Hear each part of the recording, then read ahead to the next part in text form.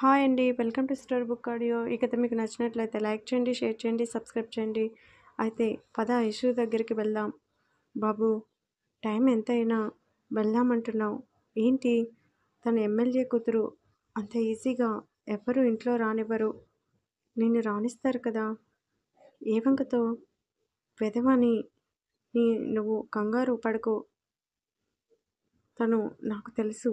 నేను ఇంటికి వెళ్ళి మాట్లాడతాను అని కిరణ్ అనగానే విక్కీ ఊపిరి పీల్చుకున్నాడు. తన రూమ్కి వచ్చిన విక్కీ బెడ్ మీద వాలాడు. రే అన్నయ్య, భోజనం చేశావా అంటూ లోపలికి వచ్చిన మహా విక్కీ పడుకోవటం చూసి షాక్ అయ్యింది. ఏంటన్నయ్య ఈ టైంలో పడుకుంటున్నావు? ఒంట్లో బాలేదా అంటూ విక్కీ నుదుటిన చేయి వేసి చూసింది. నాకు బాగానే ఉంది మహా అని మహా చేతిని పట్టుకుని, మీరు తినండే, నాకు ఆకలి లేదు. ఏమైందన్నయ్య, డల్గా ఉన్నావు? అసలు విషయం మర్చిపోయాను. ఏమైందిరా? నీకు షాపింగ్ మధ్యలోనే ఇంటికి వచ్చేసా. నువ్వు మధు బయటికి వెళ్ళారు కదా, అక్కడ ఏమన్నా గొడవ పడ్డారా? లేదు మహా అన్నాడు.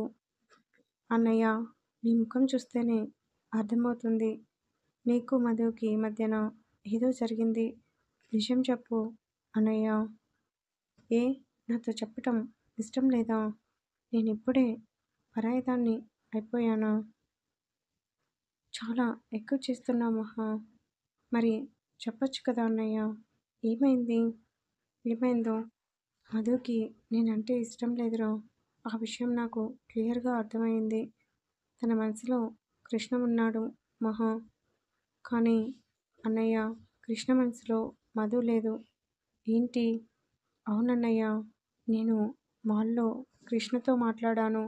తనకి మధు అంటే అభిమానం, ఆరాధన తప్ప ప్రేమ అయితే లేదు. ఇది నిజం. ఇంకా మధు కృష్ణని లవ్ చేయటానికి కారణం, కృష్ణ తనకి రెస్పెక్ట్తో పాటు తన మనసుని అర్థం చేసుకుని మధు ఏ రీతిగా తనతో ఉంటుందో అలానే ఉంటాడు అన్నయ్య. పైగా ముందు నుంచి వాళ్ళ బావతోనే తన పెళ్ళని ఫిక్స్ అయింది కదా అన్నయ్య. అందుకే తన మనసులో కృష్ణకి స్నానం ఇచ్చింది. మధు నిన్ను ఇష్టపడకపోవడానికి కారణం అదే అయ్యుండొచ్చు. కానీ మహా, నేను మధుని వీర్ పెళ్ళిలోనే ఇష్టపడ్డానురా. ఇష్టపడితే సరిపోదన్నయ్య, తన్ని నువ్వు అర్థం చేసుకోవాలి కదా. కోపంగా ఉంటే ఏ అమ్మాయి ఇష్టపడుతుంది చెప్పు. నువ్వు మధుని ప్రేమగా దగ్గరికి తీసుకో అన్నయ్య, తనే నిన్ను వదులుకోదు. అవునా అంటూ సూటిగా మహా కళ్ళల్లో చూసి, ప్రేమ కోసం ఎన్ని విషయాలు చెప్తున్నావు? కొంపతీసి నాకు తెలియకుండా నువ్వు ప్రేమలో పడ్డావా? ఎలా కనపడుతున్నారా నీ కంటికి నేను అని విక్కీని కొట్టింది. ఏ, కొట్టకు. నీ చెయ్యి గట్టిగా తగులుతుంది. అయినా నేను ఏదో సరదాగా అన్నానే బాబు. ఎందుకంత కోపం? మరి చేయనిది చేస్తున్నావంటే ఎవరికైనా కోపం వస్తుంది. ముందు రా అన్నయ్య, భోజనం చేద్దువు. నాకు ఆకలి దంచుతుంది. సరే, ఫ్రెష్ అయి వస్తాను అని విక్కీ వాష్రూమ్కి వెళ్ళాడు. పావుగంటకి బయటకు వచ్చి రెడీ అయి ఫోన్కి వచ్చిన మెసేజ్ చూసి, కృష్ణ నాకెందుకు మెసేజ్ చేశాడు అనుకొని ఆలోచిస్తూ మధుని గుర్తు చేసుకున్నాడు. ఇది కొంపతీసి వాడి దగ్గర ఉందా ఏంటి అనుకుని వెంటనే మధుకు కాల్ చేశాడు. కట్ చేసింది మధు. అయినా విక్కీ కాల్ చేయటం మానలేదు. టార్చర్ తట్టుకోలేక లిఫ్ట్ చేసింది మధు. హలో. ఆ మాటల్లో ఎక్కడలేని కోపం, విసుగు చోటు చేసుకుంది. ఏంటి బంగారం, నా మీద కోపం తగ్గలేదా? అసలు నాకెందుకు ఫోన్ చేశారు? ఆమె మాటల్లో ఎక్కడలేని అసహనం. నేను నీ మొగుణ్ణి కాబట్టి నీకు ఫోన్ చేస్తాను. అయినా నీకు కాకుండా ఎవరికి ఫోన్ చేయను? పక్కింటి పంకజానికి ఫోన్ చేసినట్లు చేసి ముచ్చట్లు పెట్టనా? విక్రమ్ షటప్, కోపంగా అరిచాడు. దెబ్బకి సైలెంట్ అయ్యింది మధు. చూడు, మీ బావ దగ్గర నుంచి నాకు మెసేజ్ వచ్చింది. విక్కీ నీతో మాట్లాడే పనుంది. రేపు రెస్టారెంట్‌కి కలుద్దాం.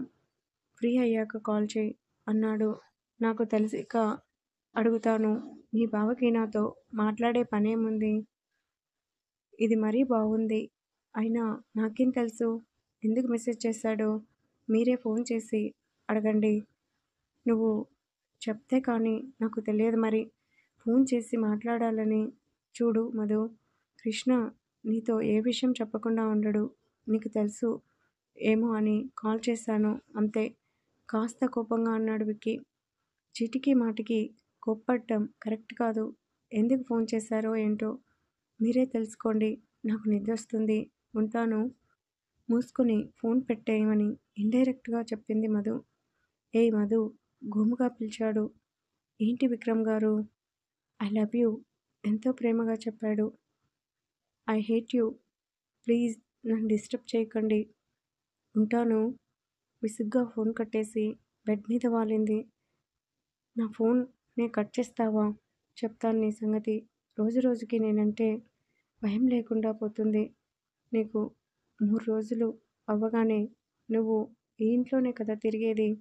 అప్పుడు చెప్తాను నీ పని. మనసులోనే అనుకుని పళ్ళు నూరుకొని భోజనం చేయటానికి కిందికి వెళ్ళాడు. అందరితో కలిసి భోజనం చేసి రూమ్‌కి వచ్చారు వీర్, సాహితి. షాపింగ్ పూర్తి చేసుకొని ఇంటికి వచ్చిన దగ్గర నుంచి వీర్‌తో ఒక్క మాట అయినా మాట్లాడలేదు సాహితి. ఆమె మౌనం భరించలేక వీర్ సాహితిని దగ్గరికి తీసుకుని బుజ్జగించే పనిలో పడ్డాడు.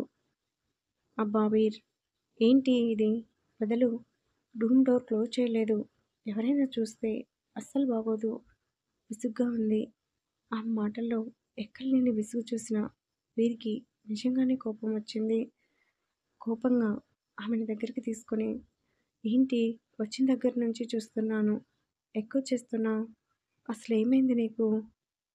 వీరికి కోపం వచ్చేసరికి కాస్త భయపడింది సాహితి. కానీ షాపింగ్ మాల్‌లో మహాకృష్ణ మాటలు విన్న దగ్గర నుంచి తన మనసులో లేదు. వీరు నన్ను మోసం చేస్తున్నారు. మీరు నన్ను మోసం చేస్తున్నారు వీర్. ఏంటి?